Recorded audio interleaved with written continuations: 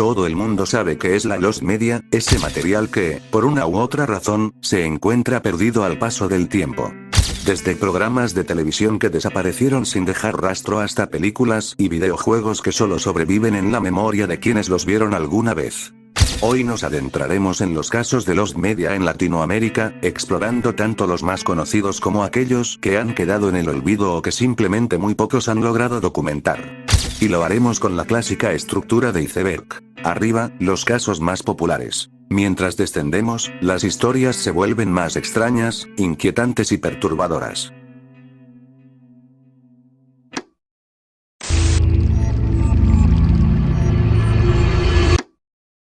«31 minutos» es una serie de televisión chilena producida por Atlaclac como una parodia del noticiero 60 minutos de la década de 1980. La serie sigue a un programa de noticias de bajo presupuesto, dirigido por su presentador Tulio Triviño. El noticiero presenta varias secciones de noticias, algunas con carácter educativo y otras con sentido del humor. Originalmente el programa fue transmitido en el canal chileno TVN en el año 2003. Tras el éxito que consiguió en el país, Atlaclac vendió los derechos de emisión a Nickelodeon Latinoamérica durante el año 2004. Para emitirlo en Brasil, Nickelodeon y Atlaclac produjeron un doblaje, del cual varios episodios no se han filtrado en internet. El doblaje al portugués fue realizado por la filial brasileña del canal, en el desaparecido estudio Alamo de Sao Paulo, mientras que la adaptación y traducción de las canciones fue hecha en Chile por Paulo Paranos, bajo la supervisión de los creadores del programa. Durante 2015, se doblaron 8 episodios de la tercera temporada y los 12 de la cuarta temporada al portugués, esta vez en el estudio de Wendel Becerra, Unidu, con el mismo equipo de personas que participaron en el estudio Alamo. Por razones desconocidas, Nickelodeon no compró los derechos de emisión de la tercera temporada al momento de su estreno, lo que derivó en que los episodios no se doblaran ni transmitieran por la señal. Con el tiempo el canal oficial de YouTube de 31 minutos compartió las canciones, pero no fue hasta el 22 de agosto de 2018 que comenzó a subir algunos capítulos de las primeras 2 temporadas al portugués. El 15 de junio de 2020 se comenzaron a subir los capítulos de la tercera y cuarta temporada existentes con doblaje. En la actualidad, la serie en el doblaje portugués se encuentra incompleta. De los 62 episodios doblados, solo 37 han sido oficialmente subidos a internet. Bom dia, amigos. Sou Tulio Triviño e são 31 minutos.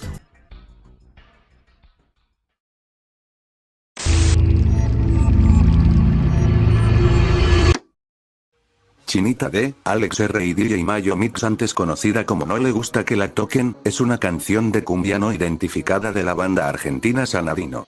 Originalmente se creyó que la canción era un engaño, pero eso fue desmentido. La canción fue publicada originalmente en WhatsApp por el usuario Madi el 16 de septiembre de 2023. No proporcionaron ninguna información sobre de dónde obtuvieron la canción y dijeron que no tenían un fragmento más largo.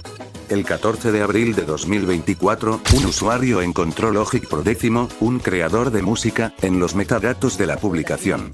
Esto llevó a la gente a pensar que la canción era un engaño del autor original. El autor original respondió a estas afirmaciones diciendo que la canción se la había dado un DJ en 2022. Se encontró una muestra más larga, pero el autor de la publicación había eliminado su cuenta de WhatsApp. Después de eso, más personas creyeron que la canción era un engaño hasta que se encontró la canción completa en un video de YouTube de 2018. La canción fue identificada el 1 de mayo de 2024 por un usuario eliminado de Reddit, Taz Soleman y Alex R como una canción hecha por Sanadino titulada Chinita. Cuando la chinita va a bailar, no le gusta que la toquen, no le gusta que la toquen, si la tocan se acabó.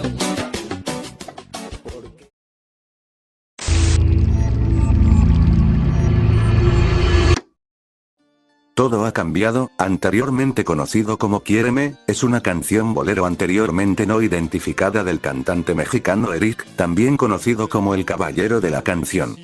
El 1 de mayo de 2022, el usuario Alex Música del Ayer publicó la canción por primera vez en YouTube. La canción fue grabada a partir de una cinta de casete en México, posiblemente de una estación de radio. Alex perdió el casete original después de digitalizarlo. El 20 de junio de 2024, en uno de los vídeos con Quiéreme en YouTube, el usuario Julombie de Watson descubrió que la canción era una versión de la canción Todo ha cambiado de Los Aragón de 1973. La descripción debajo del clip indica que los derechos de autor pertenecen a Mozart Balboa, una división de Concord Music Group, Incorporated. Y que el año de lanzamiento de la canción es 1973. El 1 de agosto de 2024, se confirmó que la canción era Todo ha cambiado de Eric después de que el usuario de Discord TSG comprara el CD Emociones de Eric y subiera la grabación completa en alta calidad. Eso quiero que lo sepas de una vez. Todo ha cambiado desde que te conocí. Tarde o temprano llegarás a comprender que yo no sé mentir.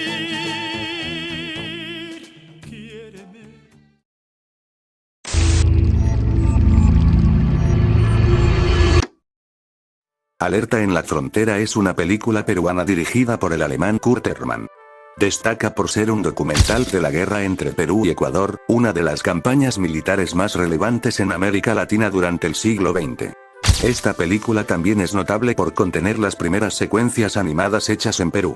El documental muestra, desde el punto de vista de las Fuerzas Armadas de Perú, diversas escenas de la guerra de 1941. La filmación estuvo a cargo de diversos reporteros de guerra, desde el 5 de julio de 1941 hasta el 29 de enero de 1942. Incluye también el desfile de victoria de los soldados peruanos en el Estadio Nacional presidido por el presidente Manuel Prado Ugarteche, y escenas de la vida cotidiana de la década de 1940. El documental nunca fue proyectado ni mostrado al público por petición del ejército peruano. A pesar de su tono patriótico, se decidió no estrenarla para evitar contratiempos en las negociaciones diplomáticas de paz con Ecuador a comienzos de 1942. Debido a las negociaciones del Protocolo de Río de Janeiro, la película fue censurada y no se estrenó en la fecha prevista en el Teatro San Martín en Lima. Los negativos pasaron al control del ejército. En el año 2014, una copia fue encontrada por el Ministerio de Defensa en los almacenes del Centro de Estudios Históricos Militares. Tras su hallazgo, se proyectó en el distrito de Miraflores durante la exposición sobre héroes y tumbas. Posteriormente, fue estrenada en el Festival de Cine de Lima de 2014, 73 años después de haber sido terminada. En la actualidad, la película puede ser vista en YouTube.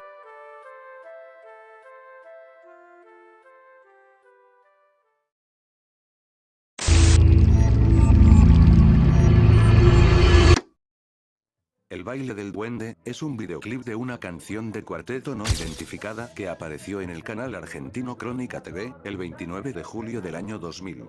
Esta canción hace referencia a un supuesto avistamiento de un duende en la provincia argentina de Catamarca.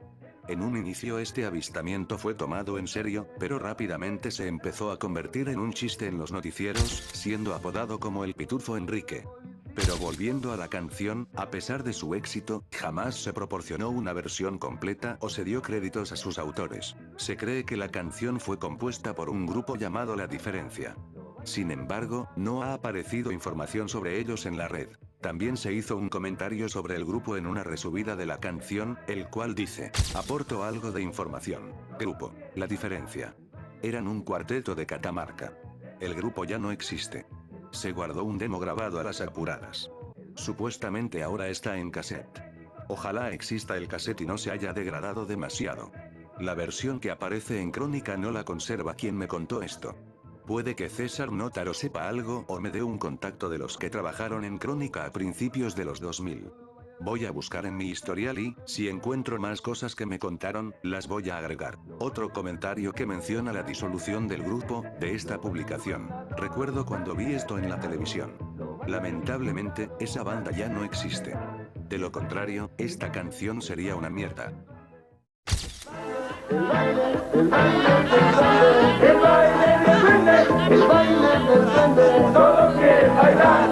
Lo baila el presidente, también el intendente, lo baila el gobernador, también el senador, lo baila el...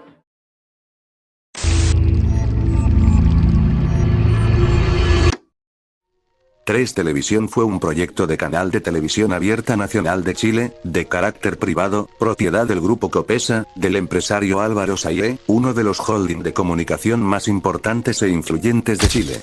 Su nombre era una clara referencia a la operadora por streaming del periódico chileno La Tercera, también llamado 3 Televisión, pero con una identidad gráfica diferente. El nuevo canal buscaba ofrecer una propuesta diferente, enfocándose en programación basada en la cultura, la entretención, y la información veraz, distinto a los demás canales abiertos de Chile de ese entonces, más dedicados a programación de farándula rosa, chismes y farándula. El proyecto del canal fue cancelado el 23 de septiembre de 2013. Desde entonces, muy poco de su contenido original ha resurgido. El nacimiento de la nueva señal abierta nacional generó un enorme hype, y se esperaba que iniciarían sus transmisiones en abril de 2013, pero postergaron para julio de ese año, y después para el 19 de agosto de 2013. Pero, pasarían fechas importantes para el país, y el canal seguía sin dar señales de lanzamiento. Finalmente, y luego de varios rumores e incertidumbres, el 23 de septiembre de 2013, el directorio del grupo Copesa dirigido por Jorge Andrés Aye confirmó la suspensión del proyecto. Muy poco material original de 3 Televisión ha sido publicado. Muchos de ellos han sido almacenados en sus respectivas productoras, y otros han salido a la luz después de muchos años, al ser comprados por otros canales o servicios de streaming.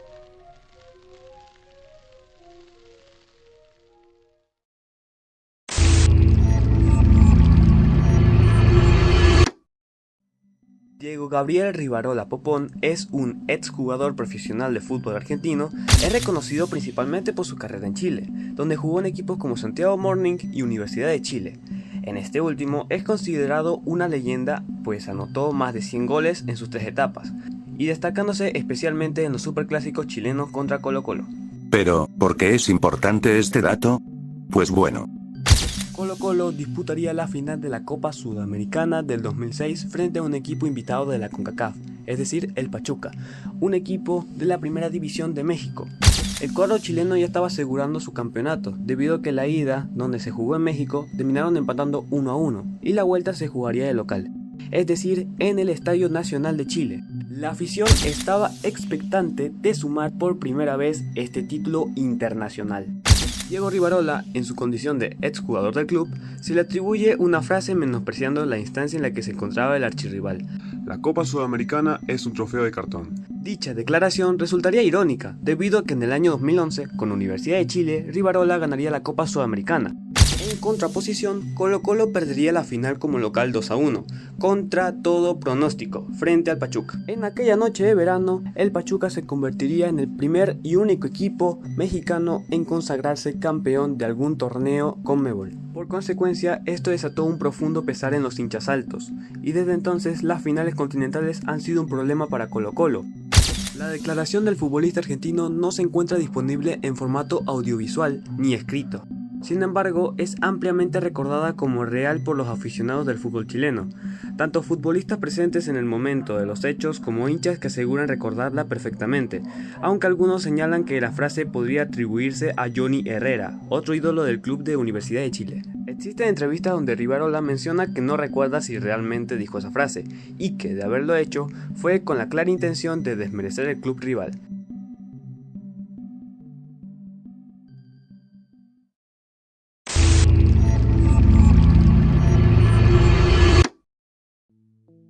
Los Notos fue un programa infantil de origen peruano que se habría transmitido a principios de los 2000 por el canal Panamericana Televisión de Perú.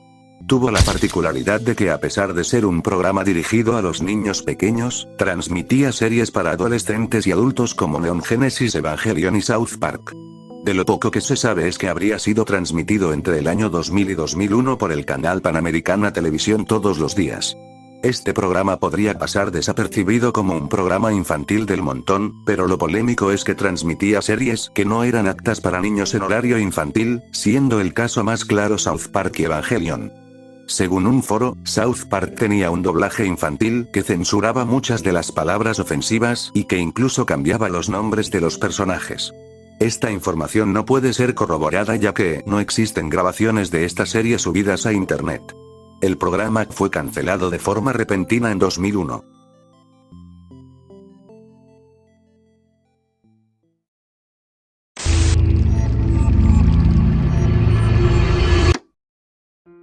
Gustavo Adrián Cerati fue un músico, cantautor, compositor y productor discográfico argentino que obtuvo reconocimiento internacional por haber sido el líder de la banda de rock Soda Stereo.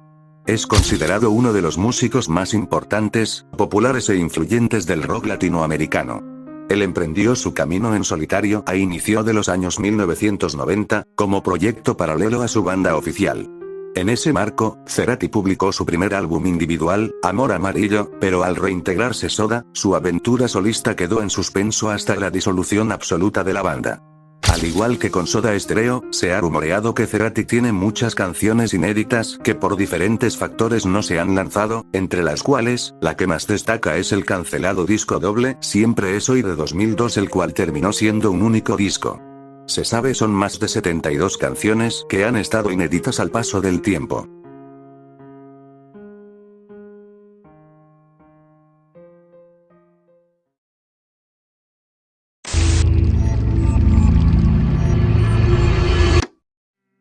Archivo Criminal fue un programa venezolano de género policial, creado por la cadena RCTV, que se transmitió desde 1990 hasta 2003.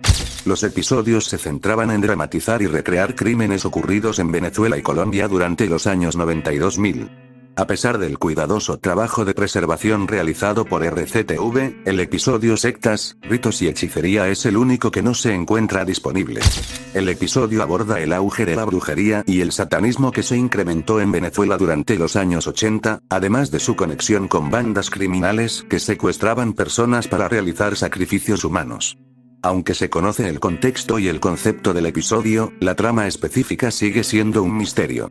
El único fragmento sobreviviente es una promoción del episodio emitida en enero de 1994, así como la introducción subida a YouTube.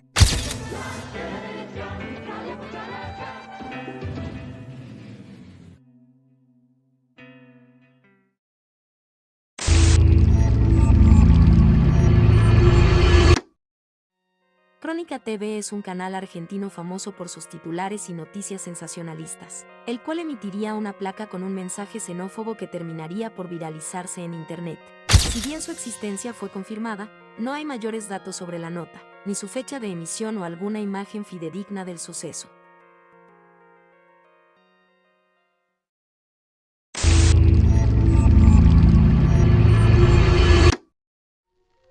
Amazonas fue un programa chileno producido por la cadena de televisión abierta Chilevisión, de alcance nacional en su país.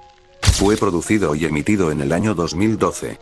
Tal como su nombre lo indica, la intención del programa era desarrollarse en el inhóspito ambiente de la selva amazónica, razón por la cual se escogió la Amazonía del Perú como lugar de locación. El argumento del programa indicaba que los participantes supuestamente se internarían en lo más profundo de la selva amazónica peruana, conviviendo con un pueblo indígena de la zona, los Bora, quienes viven en ciertas zonas de dicha selva, siendo un pueblo cazador, recolector, y practicante de la agricultura de roza y quema, común en los pueblos americanos prehispánicos. El programa fue infame por muchas cosas. En primer lugar, es recordado por la excesiva violencia de algunos de sus participantes, que eran personalidades y otras celebridades reconocidas de la televisión chilena. En segundo lugar, esta producción fue uno de los fraudes más conocidos de la televisión de su país, esto porque todo lo presentado en el show era falso. Por último, el programa provocó problemas a nivel diplomático, entre Chile y Perú, ya que las autoridades peruanas se ofendieron por la forma en que era mostrado el pueblo Bora, recibiendo tanto en este programa como en otros de farándula de Chile comentarios burlescos y discriminatorios. El programa duró solo 4 semanas, emitiendo así 24 episodios. Dada su controversia, y el fraude en el que estaba inmerso, desde su momento de emisión original no se ha vuelto a mencionar este programa. Hoy solo sobreviven 2 grabaciones en muy baja calidad de sus primeros capítulos, parte del final, y otros fragmentos sueltos, principalmente de peleas y discusiones entre participantes, además de varias notas de programas de farándula, principalmente de intrusos, del canal La Red. Del programa, hoy solo se tienen 2 grabaciones de muy mala calidad de capítulos completos, posiblemente hechos a un televisor, o a un video en un computador. El resto son solo fragmentos sueltos.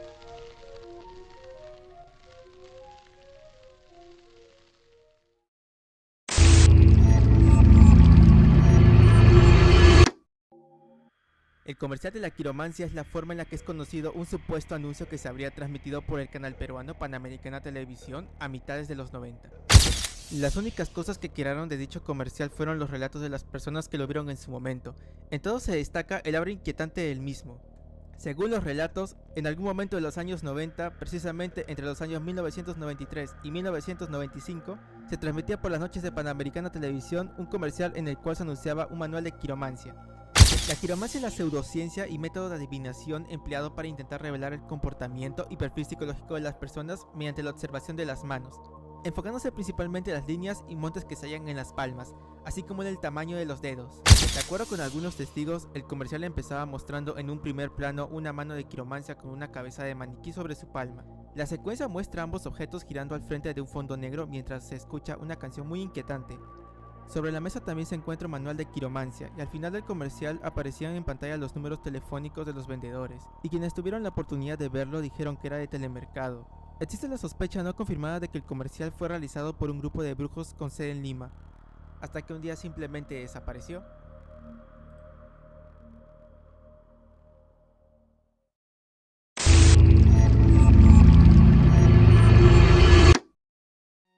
Sorpresas limeñas fue un corto animado realizado por Augusto López y Rafael Seminario durante los años 50.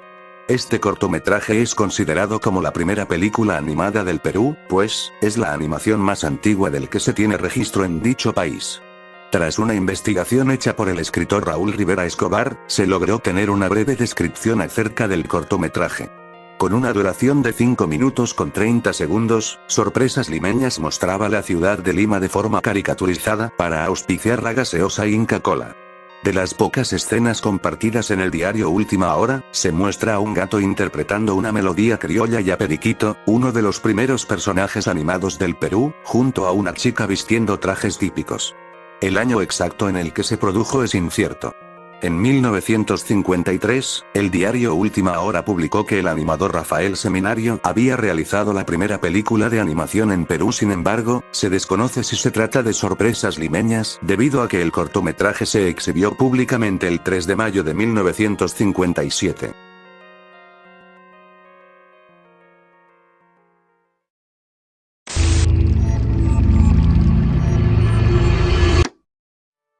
Páginas Heroicas es una película muda peruana de trama bélica e histórica estrenada en 1926, siendo el segundo largometraje del país sudamericano y el primer caso de censura cinematográfica en dicha nación. La película estaba ambientada en la Guerra del Pacífico, la cual enfrentó a fines del siglo XIX a las repúblicas de Chile, Perú y Bolivia en un conflicto con grandes consecuencias políticas y sociales. La película, por los hechos que intenta contar, posiblemente se desarrolle durante la ocupación de Lima, cuando las fuerzas chilenas ocuparon la capital peruana entre 1881 y 1883. La película estuvo muy cerca de estrenarse, pero su exhibición fue evitada por el gobierno del Perú, cuyo presidente, en dicha época, era Augusto Leguía, quien decidió evitar que la película pudiera ser estrenada al ofender los sentimientos patrióticos de Chile. Al no haberse exhibido nunca, no se sabe nada de su paradero, ni tampoco si sus realizadores guardaron copias de esta. Lo único que sobrevive de este filme actualmente son fotos, publicadas por periódicos de la época, además de los relatos periodísticos ya señalados antes.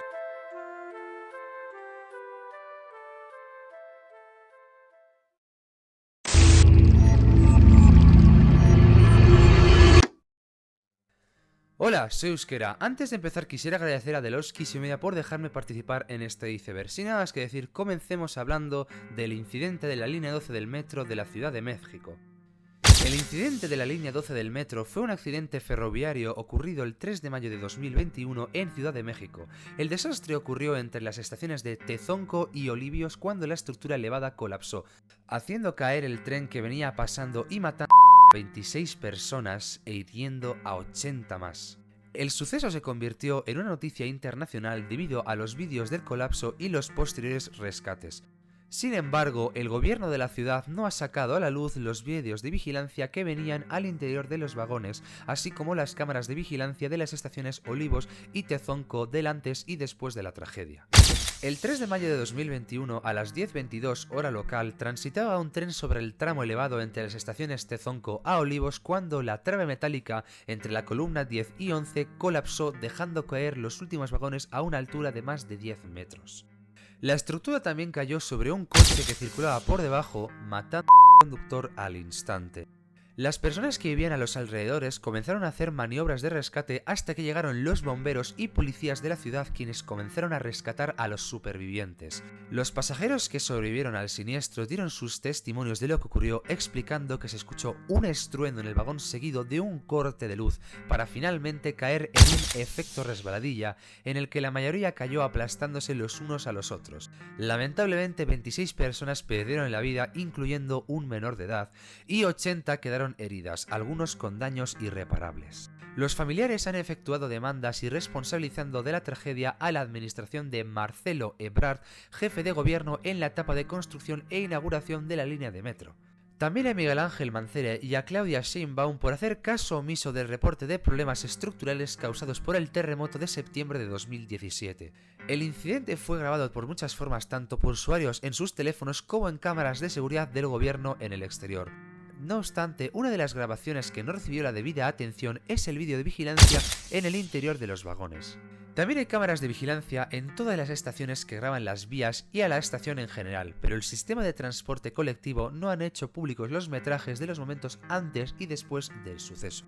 Tanto el gobierno de la Ciudad de México como el sistema de transporte colectivo no han hecho públicos estos vídeos. Es muy poco probable que las grabaciones del interior del vagón salgan a la luz debido a la gravedad de la tragedia y el respeto que se tiene por los familiares de las víctimas. Empecé a ver que todo se estruendo muy fuerte y láminas. Yo oía mucho ruido.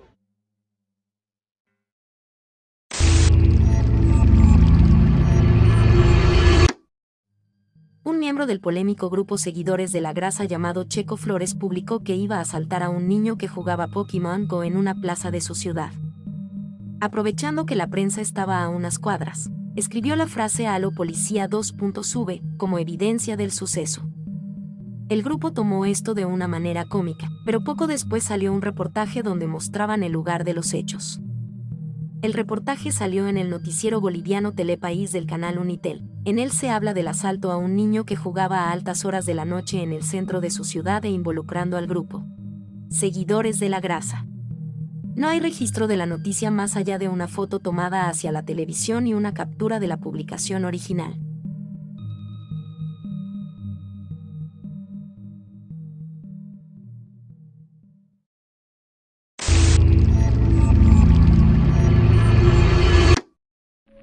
Margarita Di Tullio, más conocida por su apodo Pepita la Pistolera, fue una justiciera, ladrona, proxeneta y asesina de origen argentino que ganó fama tras haber sido acusada injustamente de haber asesinado al reportero José Luis Cabezas, caso por el que pasó un tiempo en la cárcel antes de que se supiera de que era inocente. Tras ganar fama de mujer ruda, fue invitada a varios programas de entrevistas, entre ellos, el famoso programa de Almorzando con Mirta Legrand, en octubre de 1998, para así conversar sobre su implicación en el caso José Luis Cabezas. Según cuentan varias fuentes, Pepita, en su autobiografía, la cual no pudo terminar debido a su muerte en 2009, relató lo siguiente: "El día que me invitaron a la mesa de Mirta Legrand, tomé cocaína en su cara. Me metía el polvo blanco debajo de la uña del meñique y aspiraba. En un corte, Mirta me preguntó si me picaba la nariz. Hoy me arrepiento de eso, pero venía de estar presa pese a ser inocente y mi cabeza estaba en cualquier lado". El hecho no se hizo público hasta después de la muerte de Margarita y la mención de la autobiografía por su hijo. Pero aparte de esto, no hay más información acerca de este episodio, ya que no existen menciones o referencias en otras notas. El programa de Mirta Legrand, a pesar de ser muy importante en la televisión argentina, ha sido resguardado de manera muy pobre, ocasionando que la enorme mayoría de sus episodios se hayan perdido parcial o completamente, en especial aquellos anteriores a la década de los 2010.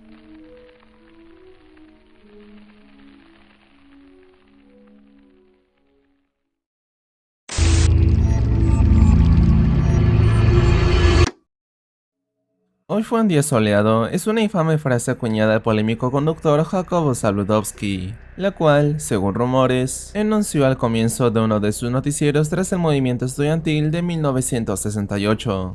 A día de hoy no hay un fragmento grabado que pruebe que Zabludovsky realmente dijo la frase, aunque sí existen diversas crónicas que afirman que lo hizo. En México iniciaron diversas movilizaciones con el fin de obtener mejoras sociales.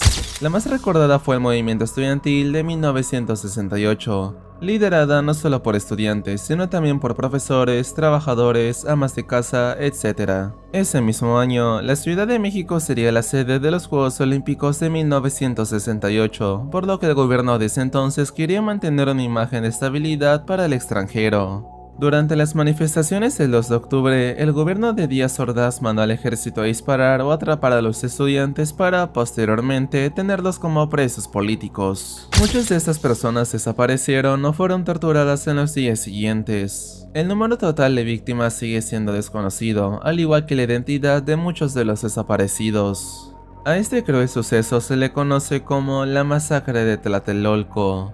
Una leyenda urbana, de las más famosas en la historia de la televisión mexicana, cuenta que, durante uno de sus noticieros posteriores al suceso, el polémico conductor y periodista Jacobo Zabludovsky inició su programa diciendo la frase "Hoy fue un día soleado", posiblemente en un intento de minimizar lo ocurrido o como ejemplo del control que el gobierno tenía sobre la televisión y los medios de comunicación en general. Es desconocido en cuál noticiero en específico se dijo, aunque es probable que lo haya dicho en el noticiero vespertino transmitido a partir de las 6:45 p.m. en el canal 4. Cabe resaltar que los sucesos de Tlatelolco comenzaron alrededor de las 6 p.m. y pararon a la medianoche, por lo que hace poco probable que Zabludovsky dijese la frase por un suceso que estaba pasando al mismo tiempo que el noticiero. Aún así, podría haberlo dicho en el programa del día siguiente.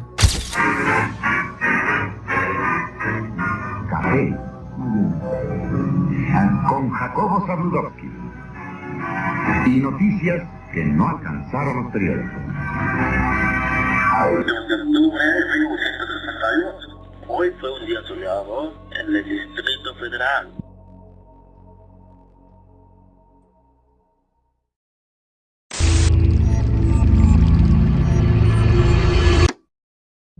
El 21 de agosto de 2008, en pleno programa en vivo y entrevistado por Crónica Televisión, Malevok Ferreira se un disparo en la sien antes de ser reprendido por la justicia. El hecho causó conmoción a nivel nacional, incluyendo problemas legales a Crónica Televisión por haberlo reproducido varias veces ese mismo día sin ninguna censura. A pesar de que el momento de su puede ser hallado con relativa facilidad en internet, estuvo más de una década en YouTube hasta que fue borrado a mediados de 2022, pero aún disponible en Vimeo. La nota completa realizada antes de su muerte, con una duración aproximada de 2 horas, es prácticamente imposible de hallar en su totalidad. Muy poco se preservó de la entrevista previa, incluyendo un fragmento adjunto en el vídeo de su También hay varios fragmentos disponibles en un reportaje hecho por el 13.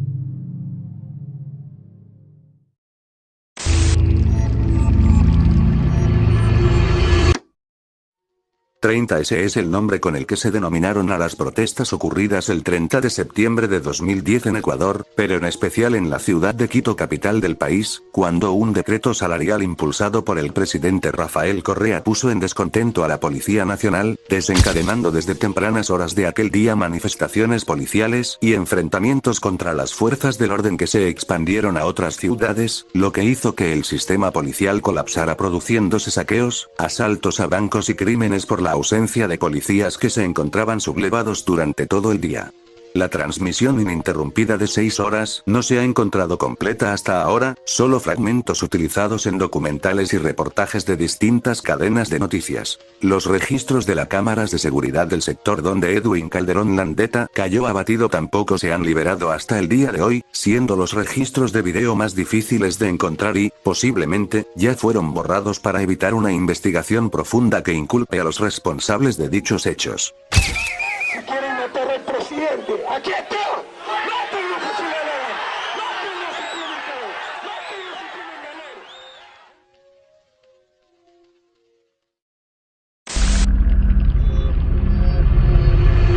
ganar! Héctor Luis Palma Salazar, mejor conocido como el Güero Palma, es un narcotraficante actualmente detenido.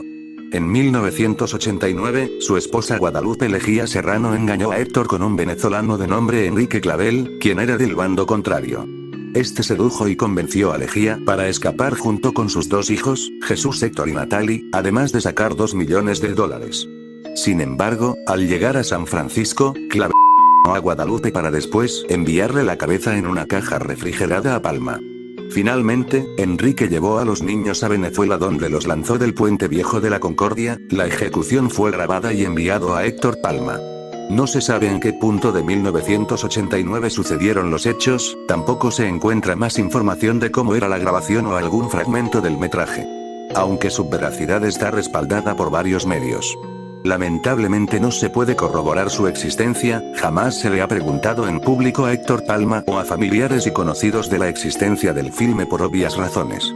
Si el vídeo de la ejecución existe, es muy probable que el metraje fuera destruido por órdenes del Güero Palma o que él mismo lo hiciera. También se desconoce si hubo una copia para los Arellano Félix.